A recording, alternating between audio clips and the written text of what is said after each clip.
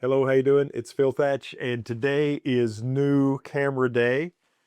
I mentioned in a video recently that I sold my Sony A6700, and it wasn't because I didn't like the camera. It was because I was out shooting with the camera and I really enjoyed it and thought, you know what, instead of having this APS-C camera, I should get this new camera that just came out, the A7R6 with its 66.8 megapixels.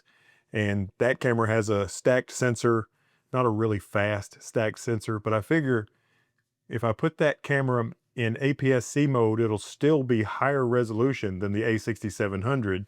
And in APS-C mode, the readout speed will be faster than it is in full frame mode. So this will be a landscape photography camera where I'll use that whole full frame sensor. And when I do bird photography, if I'm a long way from the birds, using the 200 to 600, which I kept. I did not get rid of this lens. I got rid of my A6700 and my 11mm ultra wide and my 16 to 50 Sigma, or maybe it's 18 to 50. I think it's 18 to 50 Sigma 2.8 lens, which I really liked both of those lenses. But if I wasn't going to have an APS-C camera, I didn't need those APS-C lenses, but I definitely kept this lens. So let's see what else I got, because I can't just have a camera and one lens. I need to have options, because when I go out and do photography, whether I'm using Nikon or Sony or Canon or OM system, I like to carry a lens to do bird photography, but I also carry an ultra wide zoom and a mid-range zoom in case there are any landscape photography opportunities. So here is the box. It just came in today. This is June the 4th, which is the first day that you can get this camera here in the United States. And I got it shipped. My camera store sent it to me on the 3rd so I could get it on embargo day, which was thoughtful of them. And here it is. Oh man, look at all these shipping peanuts that I'll have to dig through to get to the camera.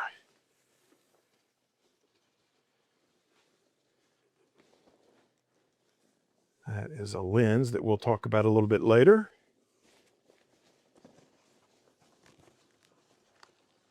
That is a lens that we'll talk about a little bit later. And last but not least, I have dug through the peanuts enough to find the camera. Gosh, this box is really small to be a 66 megapixel full frame camera. So let's open it up and see what is in here. Sounds like the person across the street has decided the best time to mow their yard is right when Phil is opening up his new camera. But I'm just going to keep going. Here's a camera strap, which I'll never use. Here is the new battery, the SA battery with 17% more power than the Z battery. It also has a higher rate of electricity transfer, for lack of a better word. I believe this doodad right here is for cable management. When I put, if I want to tether, I can lock that cable in place. I probably will not be using that, but it's good that they included it. This is the charger. It comes with one battery, best I can tell, and it comes with a charger that will do 2 batteries, but it doesn't have any USB-C cable, I don't think, and no power block. And apparently you need to hook this thing up to a lot of power. So this is the USB-C that powers a laptop. Let's see if that'll work on this device.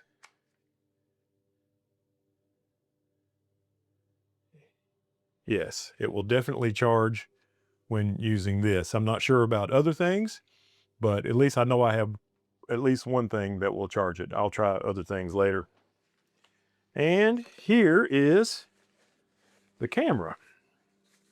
Right here in its little swaddling clothes.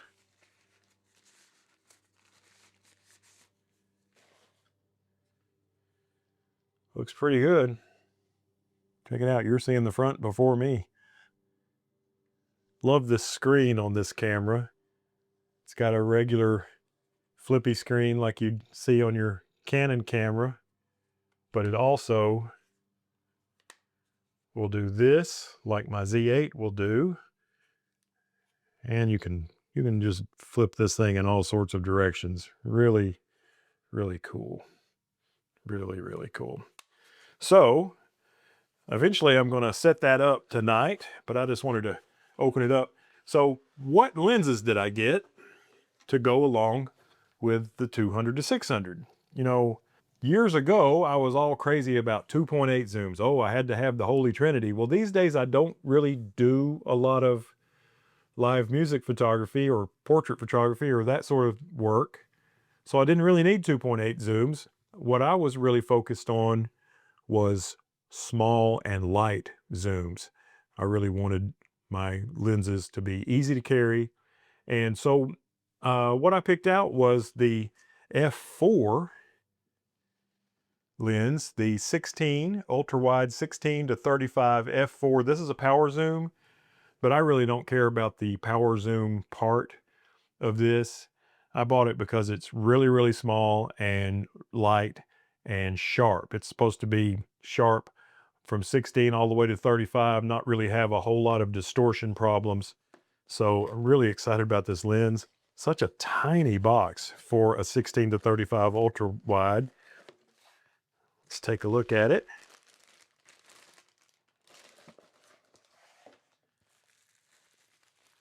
Comes with a pouch, and here's the lens hood in here, which I'll get out of the plastic real quick. Really small lens hood. And here's the pouch, which I will probably basically never ever use. It'll live in this box until 10 years from now when I sell this lens. But look how tiny. This is a full frame, ultra wide 16 to 55 lens that's very, very sharp, and it's so light. And the filter thread on this is 72 millimeters. I bought a magnetic adapter for my Maven filters. My filters are 77. So I won't have to, before if I was on a 72 millimeter lens, I would put a step up ring and then my 77 millimeter magnetic connector. But now I've got one that goes 72 to 77, just one piece. But I'll be using with this. So excited about this. This is a G lens, not a G Master. This is also a G. So I don't have any G Master lenses, but I think that's going to be fine. So this covers 200 to 600. This covers 16 to 35, but I needed a mid-range zoom. And I considered the 24 to 105 f4, which is kind of similar to this lens, not a power zoom. But I don't know, the reviews on that weren't great. And then about 3 months ago, Tamron came out with a lens that might just fill that spot for me perfectly. And this is a 35, so it connects right up to this 16 to 35. This is a 35 to 100, and it's a 2.8, and it's light and small. So that could be really cool. Let's see if I can get it out of here. And of course, I've watched a million reviews about all these lenses, which I normally do before I pick something out. And the word on the street for this lens is it's really good and sharp in the middle, all the way from 35 to 100 at 2.8. So it'll be great for portraits if I do get out and do portrait photography or live music. But really what I wanted this lens for is landscape photography. And at f8, it's super sharp, all the way from 35 to 100, corner to corner. And it's very small and light. So this is going to fill my needs just right. This one has a, I believe it's a 67. Pretty sure this is a 67 millimeter filter thread. And I also have a Maven Filters magnet that'll screw right on here with no step up ring. And so there it is. That's 35, and that's 100. It doesn't expand much. Very light, very small, supposed to be good and sharp. So these are the lenses that I've picked for the new A7R6. And I think they're going to suit me. Now, this is for my purposes. Your purposes might be completely different. You might need a 135 1.8 and a 24 to 70 2.8, or you might want the 150 to the 50 to 150 f2. Who knows? But this is what's going to work for me, I believe, because this is going to be wildlife with the 200 to 600, and maybe a little street photography with the 35 to 100. Maybe a little street photography with the 16 to 35, and definitely some landscape photography with both of these. Now, I forgot to show you the memory card I bought. You know, I've been using Angel Bird brand CF Express Type B cards in both my Nikon Z8 and my Canon R5 Mark II. And this camera takes the more expensive and smaller CF Express Type A. So I bought an Angel Bird card for this, and it's only 256 gigs, which you would think that would not be enough for a 66.8 megapixel camera that shoots 30 frames a second. But I never use 30 frames per second. A lot of people complain that the Z8 only shoots 20 frames per second in full RAW. I've never used 20. I've had that thing for a couple of years now. I've never used it in 20 frames per second mode. I usually shoot 8, maybe 10. So that's what I'm going to do with this camera. And a lot of times I'll be in APS-C mode. So I'll be doing 28 megapixel pictures at 10 frames a second. So 256 should be enough. And if I'm using the full 66.8 megapixels to do landscape photography, I won't be shooting 30 frames per second. I'll be shooting 1 frame with a 5-second timer. So I think 256 will be enough. RAM is expensive right now. What I'm going to do now is set the camera up. I'm going to stop the video and set the camera up, and hopefully tomorrow, I've got to work from 9 o'clock in the morning until 7 tomorrow, but hopefully tomorrow morning I'm going to get up early enough to go before work and do some bird photography. And if I am able to get out of bed and do that and get some pictures for you, I'll show you those pictures right now. I came back to this same neighborhood where I shot my last shoot with the A6700. It's a neighborhood with all the roads paved, but no houses built, or not many. So there's a lot of thicket built up over the years. And I programmed on the camera, when I was setting it up, I programmed these buttons to go into APS-C mode or crop mode, which is 28.4, I believe, megapixels. Plenty for this type of shooting. More, in fact, than the A6700 when it's not cropped. And whenever the bird was really small in the frame, in full frame mode, which is most of the time with only 600 millimeters, I would just press that button, go into crop mode, and shoot. And I had some pretty good success this morning. Even though I've only been shooting for about an hour, I got a lot of shots. So let's take a look at those. All right, this is the first bird shot I made with the camera, and I actually made this the night that I set the camera up, not the next morning. And this is just in my front yard on the handrail on the stairs. This one is 600 millimeters, f6.3, 1/320th.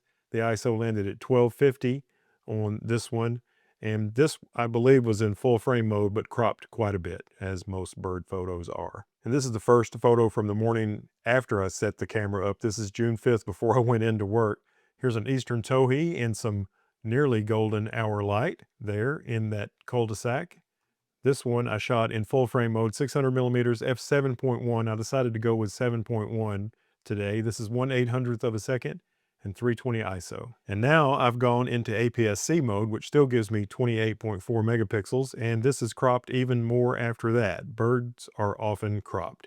This one is 600 millimeters, f7.1, 1/640th, and ISO 125. This is a yellow-breasted chat, high in a tree. My favorite photos of the morning were of this beautiful indigo bunting. This first one, also in APS-C mode, 600 millimeters, f7.1, 1/640th of a second, and 200 ISO. And this is my favorite shot so far with the new camera, this beautiful indigo bunting shot. Caught it while it was singing. This is in APS-C mode and cropped quite a bit. This is what it looks like 100% on a 4K monitor. And this one is 600 millimeters, f7.1, 1/800th of a second, and 250 ISO. And here's the last shot of the morning. I just was out there for really a short amount of time, but I got another shot of the yellow-breasted chat. This one's 600 millimeters, f7.1, 1/800th of a second, and 200 ISO. And so far, so good with this camera. I'll be taking it to Florida, and soon I'll have videos from, I think we're going to Orlando Wetlands and a couple of other places. So look for videos soon on this channel with the A7R6. All right, I hope you enjoyed those pictures that I did with my very first time ever getting out with the A7R6 and my 200 to 600. Thanks for watching. If you enjoyed this content, hit thumbs up. That helps me out a lot. If you want to see some more stuff like this, subscribe and hit the bell. And I sure hope to see you in my next video. Bye-bye.